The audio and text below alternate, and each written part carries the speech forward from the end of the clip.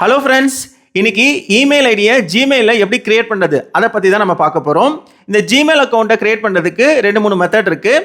அதில் வந்து பார்த்தீங்கன்னா ஃபஸ்ட்டு மெத்தட் வந்து பார்த்தீங்கன்னா நம்ம மொபைலில் இருக்கக்கூடிய ஜிமெயில் ஒரு ஆப் இருக்கும். அந்த ஆப்பில் போய்ட்டும் நம்மளோட ஜிமெயில் அக்கௌண்ட்டை கிரியேட் பண்ணிக்க முடியும். அப்படி இல்லை அப்படின்னா நம்மளுடைய மொபைலில் இருக்கக்கூடிய குரோம் ப்ரௌசர்லையும் நம்மளுடைய ஜிமெயில் அக்கௌண்ட்டை கிரியேட் பண்ணிக்க முடியும். அப்படியும் இல்லை அப்படின்னா நம்ம லேப்டாப்பில் இருக்கக்கூடிய குரோம் ப்ரௌசர்லையும் நம்மளுடைய ஜிமெயில் அக்கௌண்ட்டை கிரியேட் பண்ணிக்க முடியும். இன்னைக்கு நான் வந்து பார்த்தீங்கன்னா மொபைலில் இருக்கக்கூடிய குரோம் ப்ரௌசரில் ஜிமெயில் அக்கௌண்ட்டை எப்படி கிரியேட் பண்ணுறது அதை பற்றி தான் நான் இன்னைக்கு பார்க்க போகிறோம். வீடியோவை ஸ்கிப் பண்ணாமல் பாருங்கள், அப்போ தான் நான் சொல்கிறது எல்லாமே உங்களுக்கு புரியும். இப்போ நான் முதல்ல மொபைலில் இருக்கக்கூடிய குரோம் ப்ரௌசரை ஓப்பன் பண்ணிக்கிறேன். ஓப்பன் பண்ணதும் அந்த சர்ச் பாரில் ஜிமெயில் அப்படின்னு டைப் பண்ணுறேன். டைப் பண்ணி சர்ச் பண்ணுறேன். ஃபர்ஸ்ட் ஆப்ஷன் பாருங்கள், கூகுள் மெயில் இருக்குது பாருங்கள், கீழே ஜிமெயில் இருக்குது பார்த்தீங்களா, அதை நான் கிளிக் பண்ணுறேன். இப்போ கிளிக் பண்ணதும் புதுசாக ஒரு விண்டோ ஓப்பன் ஆகிருக்கு பாருங்கள். இதில் ரைட் ஹேண்ட் சைட் கார்னரில் பாருங்கள் சைன்இன் இருக்குது பார்த்தீங்களா, அதை கிளிக் பண்ணுறேன்.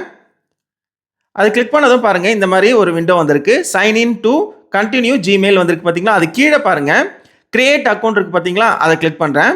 கிளிக் பண்ணும்போது பாருங்கள் ஃபர்ஸ்ட் ஆப்ஷன் பாருங்கள் ஃபார் மை பர்சனல் யூஸ் அப்படின்னு வந்திருக்கு. உங்களுடைய பர்சனல் யூஸ்க்காக ஜிமெயில் கிரியேட் பண்ண போகிறீங்களா அப்படின்னு கேட்டிருக்காங்க.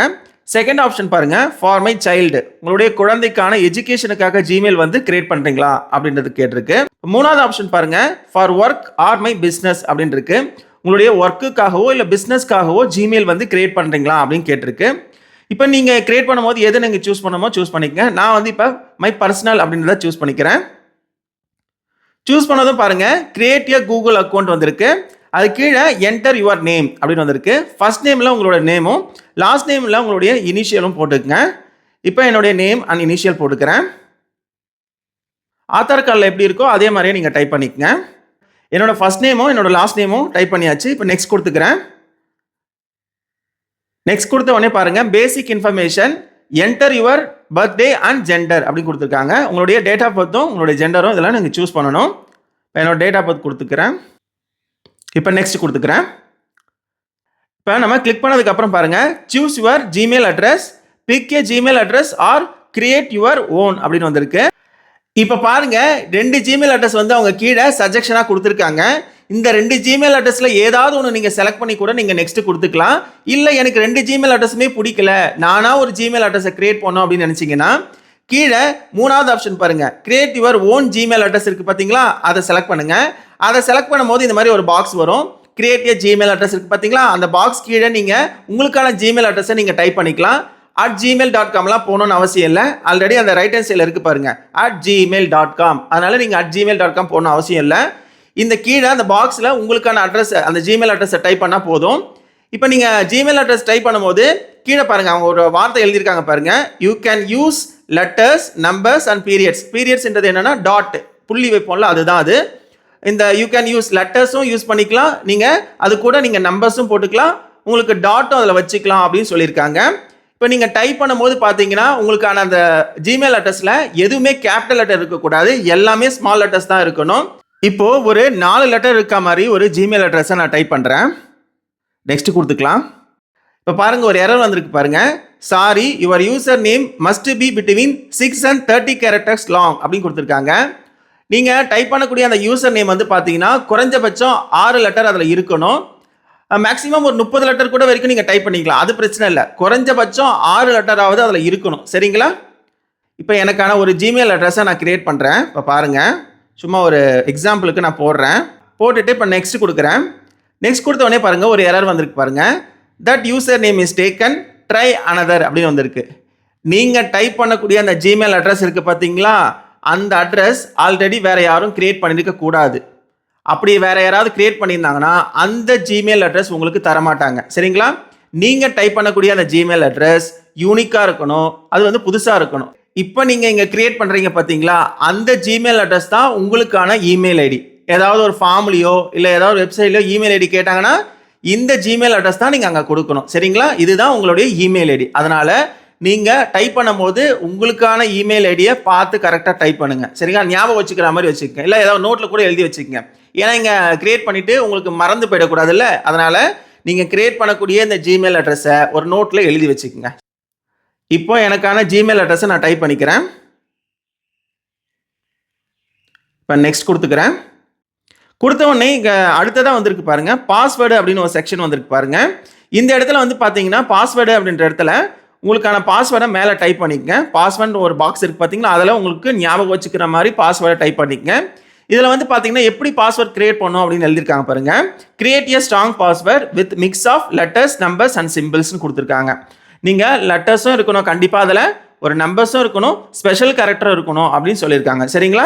அந்த மாதிரி நீங்கள் டைப் பண்ணிங்கன்னா பாஸ்வேர்டு வந்து ரொம்ப ஸ்ட்ராங்காக இருக்கும். இப்போ மேலே பாக்ஸ் பாருங்கள், பாஸ்வேர்டு இருக்குது பார்த்தீங்களா, அந்த பாஸ்வேர்டுன்ற பாக்ஸில் உங்களுக்கு ஞாபகம் வச்சுக்கிற மாதிரி ஒரு பாஸ்வேர்டை நீங்கள் டைப் பண்ணிக்கங்க. மேலே அந்த பாஸ்வேர்டு பாக்ஸில் என்ன டைப் பண்ணுறீங்களோ அது அப்படியே கீழே கன்ஃபார்ம்னு ஒரு பாக்ஸ் இருக்குது பார்த்தீங்களா, அது அப்படியே கீழே டைப் பண்ணணும். மேலே என்ன டைப் பண்ணுறீங்களோ அது அப்படியே கீழே கன்ஃபார்ம் பாக்ஸில் டைப் பண்ணிவிட்டு நீங்கள் நெக்ஸ்ட் கொடுக்கணும். ஒருவேளை நீங்கள் டைப் பண்ணுற பாஸ்வேர்டு உங்களுக்கு தெரியணும் அப்படின்னா கீழே பாருங்கள், ஷோ பாஸ்வேர்ட்னு ஒரு பாக்ஸ் இருக்குது பார்த்தீங்களா, அதை டிக் பண்ணி விட்டுட்டிங்கன்னா நீங்கள் டைப் பண்ணுறது அழகாக தெரியும்.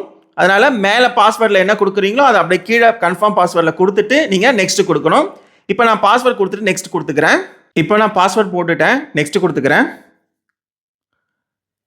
நெக்ஸ்ட் கொடுத்ததும் ரெக்கவரி இமெயில் அட்ரஸ்னு வரும். இது எதுக்காக அப்படின்னா, உங்களுடைய மெயில் ஐடி ஏதாவது பாஸ்வேர்டு மறந்துட்டாலோ இல்லை ரெக்கவரி பண்ணுற நிலைமை வந்துச்சுன்னா இன்னொரு மெயில் ஐடியிலேருந்து நீங்கள் ரெக்கவரி பண்ணிக்க முடியும். அதனால் ஏற்கனவே நீங்கள் வச்சிருக்கக்கூடிய அந்த மெயில் ஐடி அட்ரஸை இதில் போட்டுட்டு நெக்ஸ்ட் கொடுத்துக்குங்க.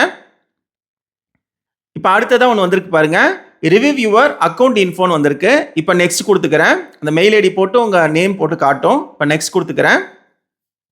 அடுத்து பாருங்க, பிரைவசி அண்ட் டேர்ம்ஸ்னு கொடுத்துருக்காங்க. இதெல்லாம் படித்து பார்த்துட்டு நீங்கள் நெக்ஸ்ட் கொடுத்துக்குங்க. அக்ரி. இப்போ இமெயில் ஐடி கிரியேட் ஆயிடுச்சு. இப்போ நம்ம ஜிமெயில் ஐடி கிரியேட் ஆயிடுச்சு. ஜிமெயில் ஐடி கிரியேட் பண்ணுற போது நம்மளுக்கு ஃபோன் நம்பர் வெரிஃபை ஆகலை, அந்த ஒரு செக்ஷனே வரல, ஃபோன் நம்பருக்கான செக்ஷனே வரல. ஆனால் நம்ம ஃபோன் நம்பரை வெரிஃபை பண்ணி தான் ஆகணும். அது எப்படி பண்ணணும் அப்படின்றத சொல்கிறேன். எதுக்காக ஃபோன் நம்பர் வெரிஃபை பண்ணணும் அப்படின்னு பார்த்தீங்கன்னா, இந்த மாதிரி ஜிமெயில் ஐடி கிரியேட் பண்ணிவிட்டு ரொம்ப வருஷம் கழித்து வேறு ஏதாவது டிவைஸில் லாகின் பண்ண போவீங்க. அந்த சமயத்தில் லாகின் பண்ண போகிறப்போ சில பேருக்கு பாஸ்வேர்டு மறந்து போகலாம். சில பேர் நோட்டில் ஏதாவது எழுதி வச்சுருப்பாங்க பாஸ்வேர்டு, அதுவுமே மிஸ் ஆகி போயிடலாம். அந்த மாதிரி பாஸ்வேர்டு மறந்து போச்சு, நான் எழுதி வச்சது எங்கேயாவது மிஸ் ஆகிடுச்சு பாஸ்வேர்டு அப்படின்னா பாஸ்வேர்டை கண்டிப்பாக நீங்கள் மாற்ற முயற்சி செய்வீங்க. அந்த மாதிரி பாஸ்வேர்டை ரீசெட் பண்ணும் போது கண்டிப்பாக உங்களுக்கு வந்து இந்த ஜிமெயிலில் ஃபோன் நம்பர் வெரிஃபை பண்ணியிருக்கணும். ஏன் அப்படின்னா, பாஸ்வேர்டு ரீசெட் பண்ணுறதுக்கான அந்த ஆப்ஷன் அழுத்தும் போது பார்த்தீங்கன்னா உங்களுக்கு ஒரு 6 டிஜிட்டில் கோடு வந்து உங்கள் நம்பருக்கு அனுப்புவாங்க.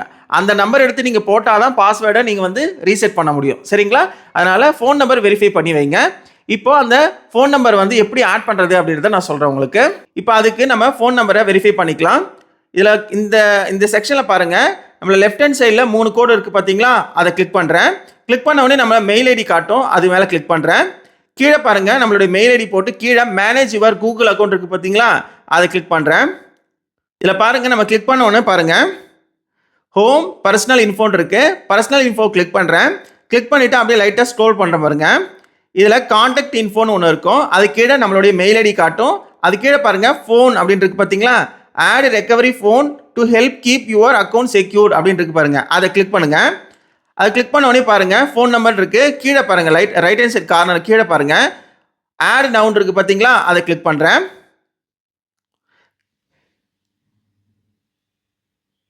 கிளிக் பண்ண உடனே ஆட் ஃபோன் நம்பர் அந்த செக்ஷன் வந்துருக்கு பாருங்கள். இதில் உங்களுடைய ஃபோன் நம்பர் கொடுத்து வெரிஃபை பண்ணிக்கங்க. உங்களுக்கு ஒருவேளை நீங்கள் ஜிமெயில் கிரியேட் பண்ணும் போதே உங்களுக்கு ஃபோன் நம்பர் கேட்டதுன்னா அந்த இடத்துல கொடுத்துக்குங்க. ஒருவேளை அந்த இடத்துல ஃபோன் நம்பர் கேட்கல அப்படின்னா இந்த மாதிரி நீங்கள் ஃபோன் நம்பர் வெரிஃபை பண்ணணும். இப்போ நான் என்னோடய ஃபோன் நம்பர் போட்டு வெரிஃபை பண்ணிக்கிறேன். ஃபோன் நம்பர் போட்டாச்சு. இப்போ நெக்ஸ்ட் கொடுத்துக்கிறேன். கெட் கோட் அப்படின்னு இருக்குது, அதை கொடுக்குறேன். கொடுத்த உடனே அந்த கோடு ஒன்று வரும் 6 டிஜிட்டில், அந்த கோடு அதில் போட்டுட்டிங்கன்னா ஃபோன் நம்பர் வெரிஃபை ஆகிடும். இப்போ கோடு வந்துருச்சு, இப்போ அப்படியே போட்டுக்கிறேன். இப்போ வெரிஃபை கொடுத்துக்கிறேன். ஃபோன் நம்பர் ஆடட் வந்துருச்சு. இப்போ நான் ரெஃப்ரெஷ் பண்ணி கொடுக்குறேன். சம்திங் வென்ட் ராங் அப்படிலாம் வரும், ஆனால் நம்ம ரீலோட் பண்ணும்போது ஆட் ஆகிடும் பாருங்கள். இப்போ நான் ரீலோட் கொடுத்துட்டேன், வெரிஃபைன்னு வந்துருச்சு. என்னோடய ஃபோன் நம்பர் போட்டு வெரிஃபை வந்துருச்சு. இந்த மாதிரி நீங்கள் கண்டிப்பாக ஒரு ஜிமெயில் கிரியேட் பண்ணும்போது ஃபோன் நம்பர் வெரிஃபை பண்ணணும். எதுக்காக அப்படின்னா, உங்களுடைய ஜிமெயில் ஐடி பாஸ்வேர்ட் மறந்துட்டாலும் உங்களுக்கு அதை ரெக்கவரி பண்ணுறதுக்கு கண்டிப்பாக ஃபோன் நம்பர் வேணும். சரிங்களா? ஃபோன் நம்பர் ஆட் பண்ணிவிடுங்க.